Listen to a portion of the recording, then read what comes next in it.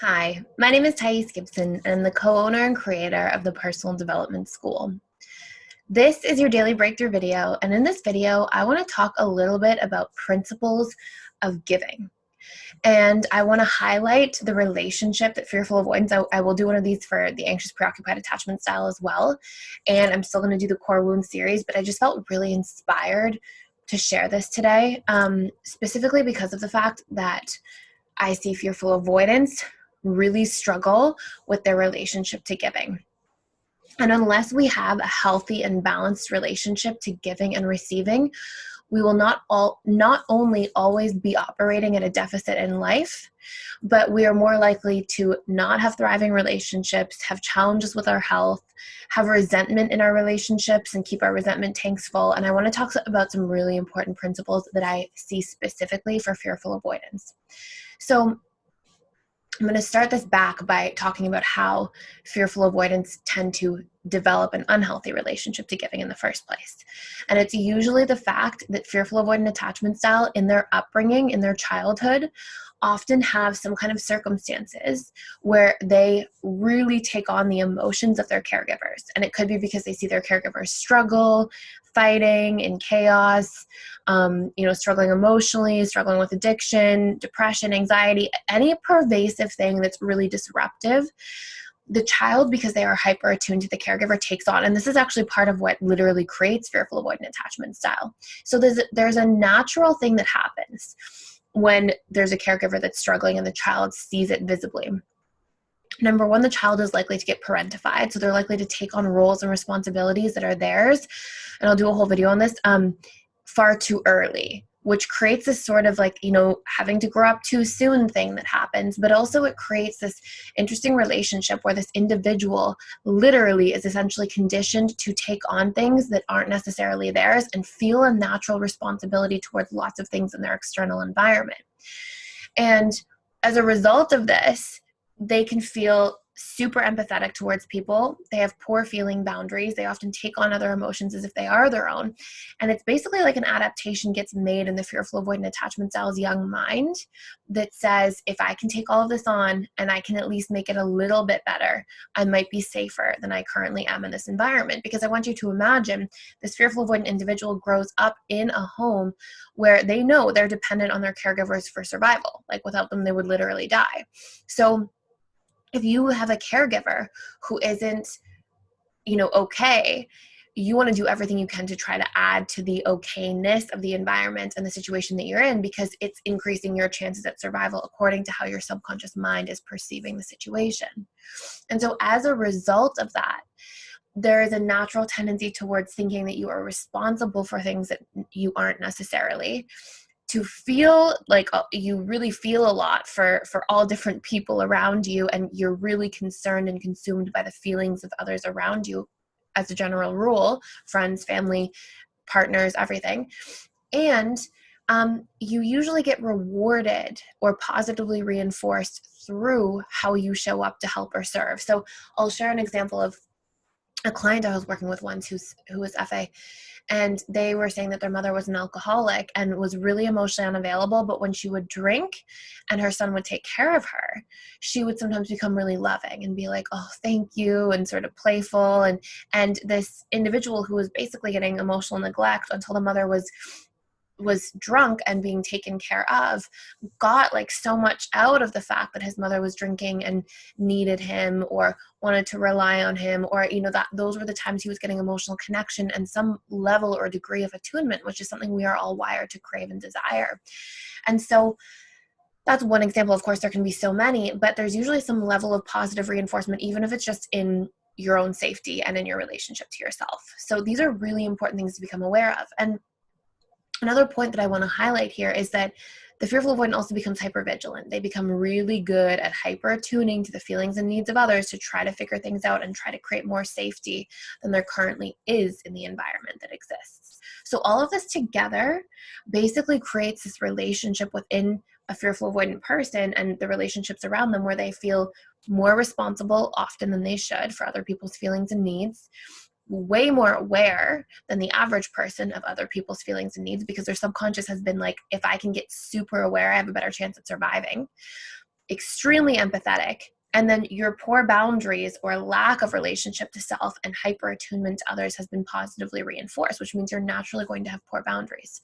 So what I often see this manifest as or create long term is an adult or a young adult, a human being really at any age. But if you translate this out into adulthood, often fearful avoidants are giving what they don't have. And they end up, giving money when they're already broke, or giving emotional energy when they're already running on empty. And all this does is creates more burnout for the fearful avoidant person, more challenge, and more suffering, and then resentment in relationships. And, we could talk about, this could be its own whole video, but often this hyper empathetic or empathic person is forced to go from the empathic spectrum and swing to sometimes playing out the role of the narcissistic individual, because they have to rely on others, and they have to, really reach out and take from others or take advantage of others, because they are running on empty and they don't have anything left. So often we see somebody who's like hyper empathetic, hyper, giving, loving, and then all of a sudden it's like they're forced to rely on others, and now they have to play the role of the taker. And I don't mean like narcissistic personality disorder, just narcissistic qualities have to come out as a survival mechanism at times, because the pendulum has to swing to a state of equilibrium.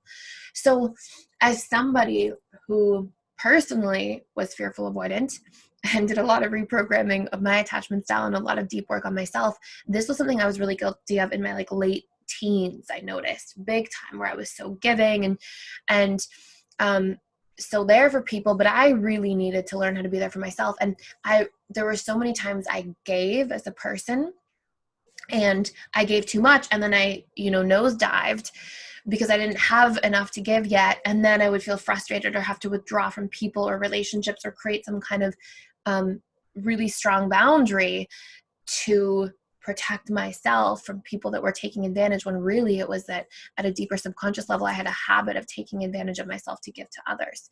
And something so powerful that I've learned, and that's come up inside of the school this week, people asking, is I've learned two things extremely well that, will always be a journey. I'll probably never be perfect at them, but they've been so beneficial. And I was reflecting on this today, and this is part of why I wanted to share this.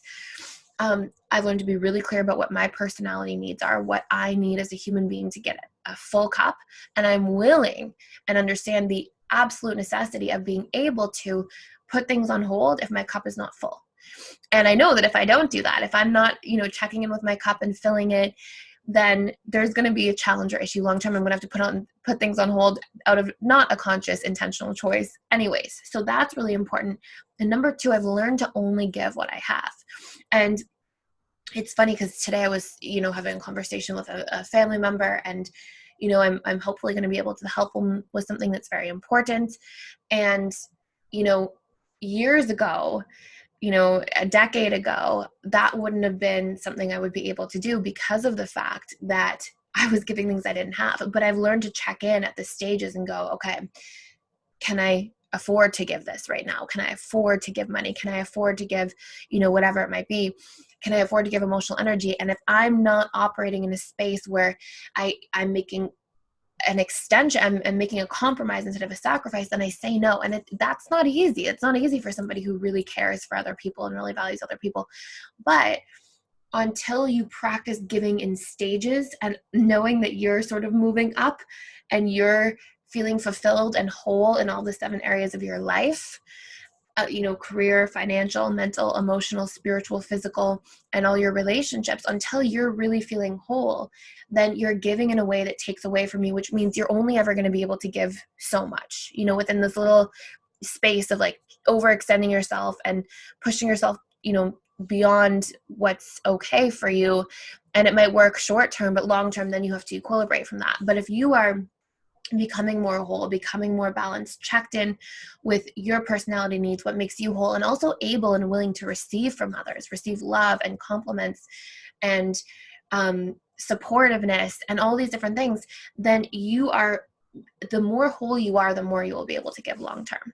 So this was sort of like a one-off fully improvised video. I just knew the topic that I wanted to share, and it just come up with so many different people I've seen inside of the school, and so many people I think in the world struggle with this, and anxious, preoccupied individuals too. But until we get clear, and there's a few things that you really need to do this.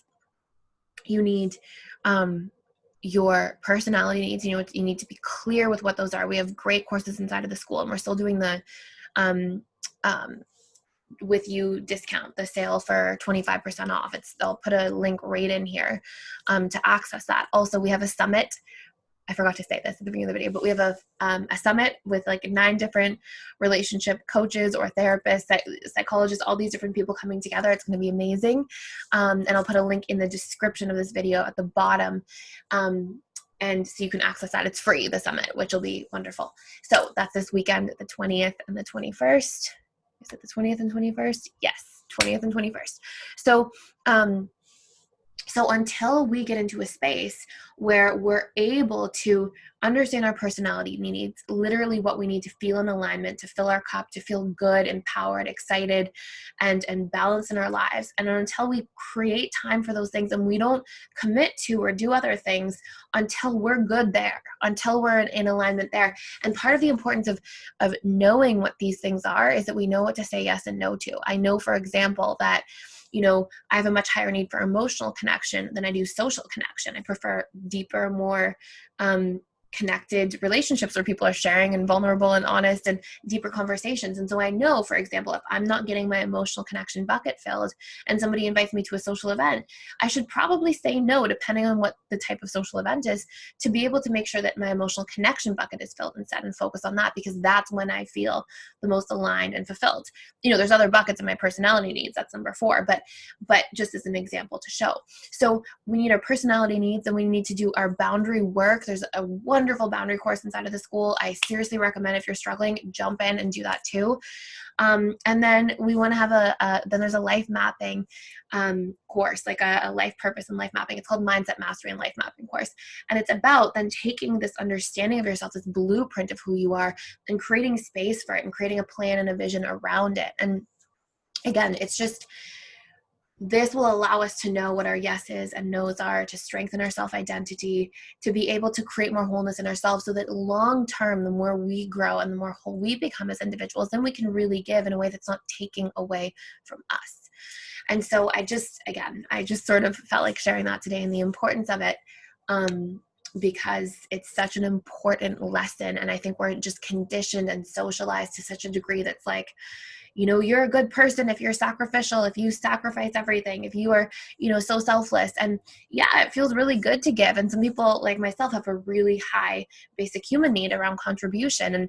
And that's a wonderful thing. But if we don't contribute to ourselves at the same time, if we don't have balance in that relationship of what we put out and what we receive, and how we refill ourselves in whatever form that takes, then there will always be challenges in our relationship to giving, and it will be unhealthy giving instead of healthy giving. So I hope this was helpful. I feel like this hopefully will resonate with some of you guys today. It's a great message for anxious, preoccupied individuals as well. And thank you so much for watching. Thank you for being here. Please like, share, and subscribe if you're getting a lot of value out of this channel. And I will see you in the next video.